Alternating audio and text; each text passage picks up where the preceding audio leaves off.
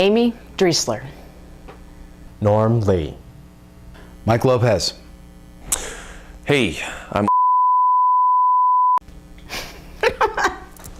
In the room going into a casting director's office when I'm waiting outside and there are other guys who are the same, you know, age type, I'm looking around like, act straight, act straight, act straight. I know I have to butch it up. My walk is a little heavier. But I definitely feel like I need to sort of lower the voice a little bit. He has dropped into his voice.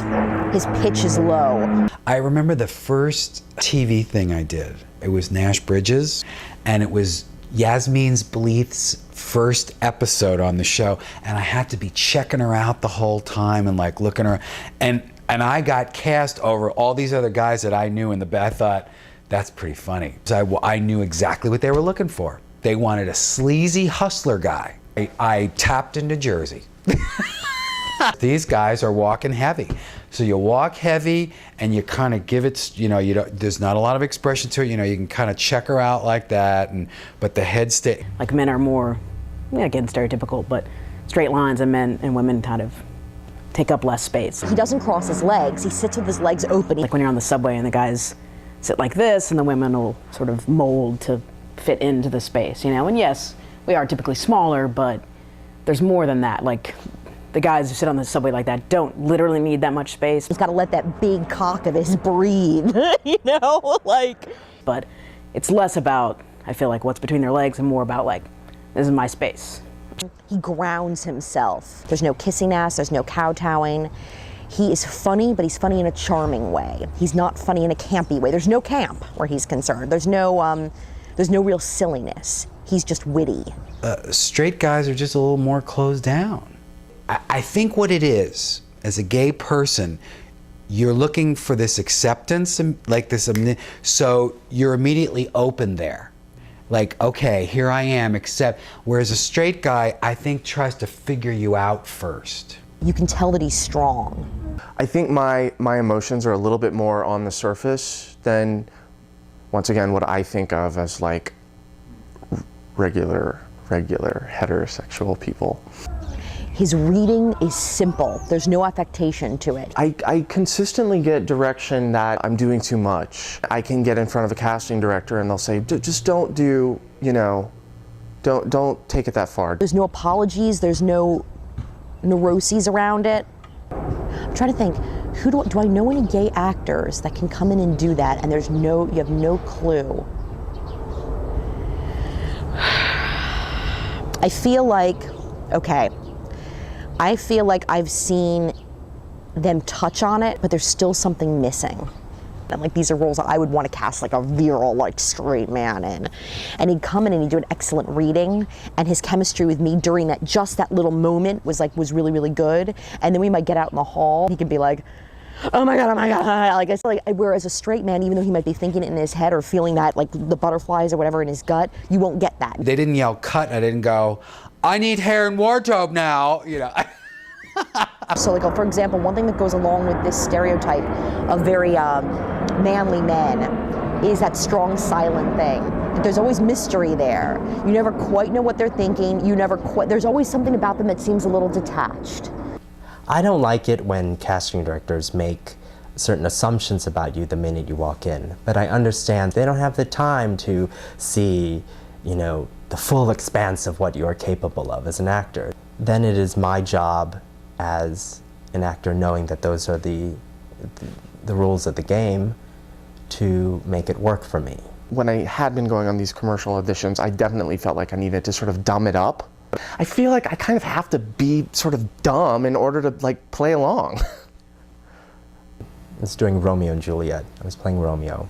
Romeo is somebody who has a lot of guy friends that are kind of rough and tumble, you know? And initially I was a little like, oh, you know, I've never been one of the guys, you know? But I found that, at least in my reading of the play, that he's kind of an outsider, and the other guys like him because they see something in him, and he's sensitive, and he moons a lot. But they don't call him a faggot or anything like that, you know? They see something in him that that they want to take care of, they want to help, and it's that outsider who finds himself in some pretty deep waters, you know. Isolation within still a social structure or a friend structure kind of made me feel like, oh yeah, I identify with that, you know, like I'm part of them, but I'm not, and, you know, and they wish that they could understand me, or they wish that they could engulf me in their fold, but he's the odd one, and we love him for that, you know. And that is one specific incident where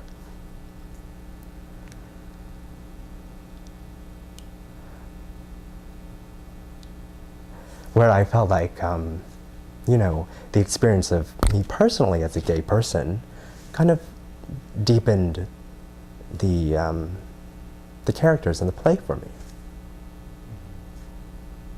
And what's typically associated with being very female or feminine is sometimes like neuroses, or wanting to know, or being too overly involved, or too much drama. I went and did this audition for Romeo and Juliet. I did Juliet, which is a role I really want to play. The director was like, wow, it's really good, you know, and I was like, yeah, maybe I'll actually, you know.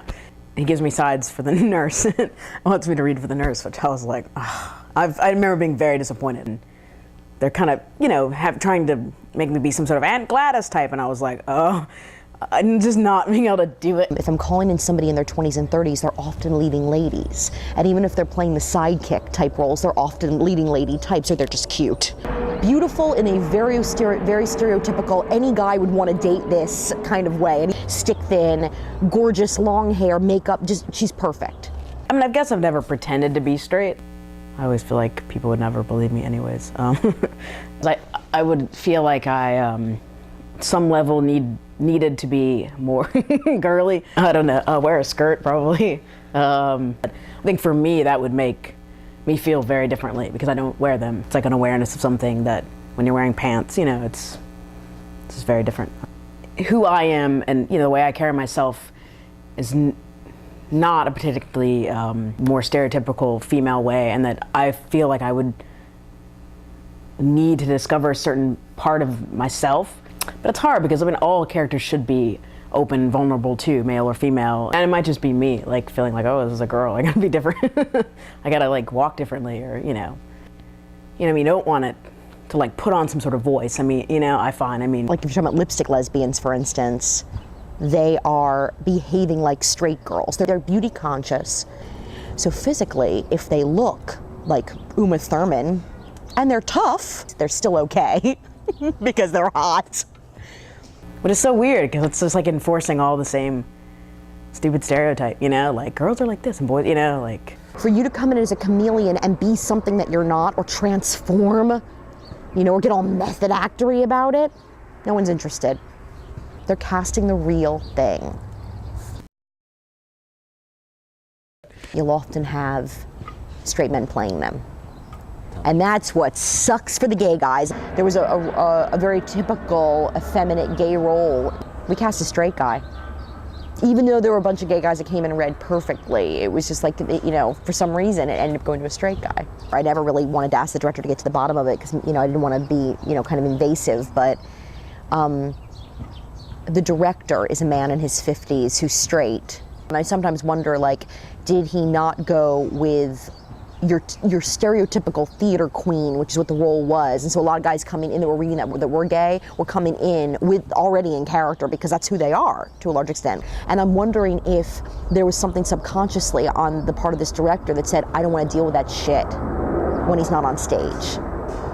And then if he's bringing in his peer, a guy who's around his age who's actually straight and just playing an affectation, that it's like, no, but this is the guy I'll drink beer with later after rehearsal. That could have something to do with it. There's a question in my mind. Every time I don't get a role, every time I don't get a part, I'm wondering if I came off too gay. I think there's just sort of an underlying fear that I'm not going to get treated fairly if I come off as gay. I'm trying to think of the last time I cast a gay actor in a film, and I have absolutely no idea. But I'm trying to think if I have cast. No, I don't know. Or if I have, I just don't know. Yes. I have a friend, Jonathan, and I've cast him in film before. Now, here's the thing, he's British. Ugh.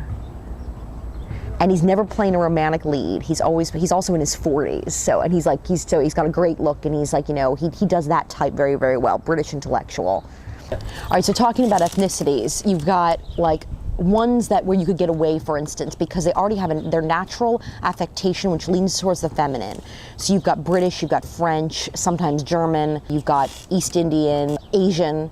The palette from which an Asian male can choose from feminine to masculine, is a little bit wider, I feel like, for an Asian male here in America. There's less virility that's expected because of the way that we compartmentalize and stereotype people. Well, I think that if you're a gay actor and you're bringing your organic self, the question is also, and this sucks, it sucks. And the more I talk about it, the more I'm like, holy shit. I feel like people who read as gay are people who are singing and dancing on Broadway. Now, of course, then you're talking about musical theater, and it's a different thing because there's just so much more of a staginess and an affectation to all of it. And I think gay men can get away with it a little bit better. Or They are character actors who you recognize but you don't know their name. Or they're hiding. I feel for gay actors because even though there's this huge, like, you know, influx of gay programming, what do you do when a lot of the roles are being seen as needing to be played by straight people? I mean, that's the thing that our society has to overcome. In the jobs that I've gotten, they were all jobs that I knew I was going to get because I walked out of the audition feeling like I had shown myself. Color it with everything I've had. Being gay, growing up the way I did, being in theater, blah, blah, blah, blah. This is who I am. So, you know, that's what I am, and I definitely project it, so might as well go with it, you know. I think being gay, first of all, even if you have a relatively easy time of things like I feel like I have had in my life, you still have to think about things and question things and look at things a little bit differently. Working to be in control of that perception that you put out is, you know, makes you very cognizant of the way that people are looking at you and what they're thinking. We think about ourselves and have a certain awareness, I think, of ourselves. You think about yourself all the time and you compare yourself to people all the time. It feels like it can't change, but you know, maybe it's an age thing, but I'm getting more comfortable with talking about it. So I think I've always had an acute awareness to the way that people were receiving me. Maybe hyper aware, or maybe spending too much time being able to then fluctuate in what I was doing or how much I was giving out, because you always are afraid that somebody's going to find out that you're not straight, you know? You know, maybe this is where the flip side of being able to choose your behavior, the flip side comes in because I don't know what my true self is. Back in my 20s, I didn't know who the hell I was. I don't think there's a consistent true self. Am I gay? Am I straight? Do they see me this way? Do they see me? It's not one thing. I feel like it's more fluid. Now I walk in and I go, this is who I am. This is what you're going to get. I guess the point is, be aware of it, don't worry about it, but be aware of it. Acting literally saved my life. I could not have been the gay man that I am without being the actor that I am. And I could not be the actor that I am without being the gay male that I am. And I think acting definitely, it gave me an alternative sense of who I am as a gay man. It's when I don't think about those kind of things, but I just feel comfortable with what I presented without any feeling of diminishment on what I gave them. That's when I do the best. It goes to, are you comfortable with yourself? If you just show up to life and to your auditions or to anything else as who you are and your true self and how you handle any kind of situation, given circumstance, whatever, how you respond, then that is going to bring you so much farther ahead with roles, with people, with relationships, with anything else. I mean, isn't that the whole key is just being true to yourself and who you are? And I think that the more people that do that and really own it, the more everything else falls in line. It truly, to me, is, wow, who are you? If you have a sense of who you are, screw the rest of it. Brett Goldstein. I'm Michael Lopez. I'm Norm Lee. Amy Driesler.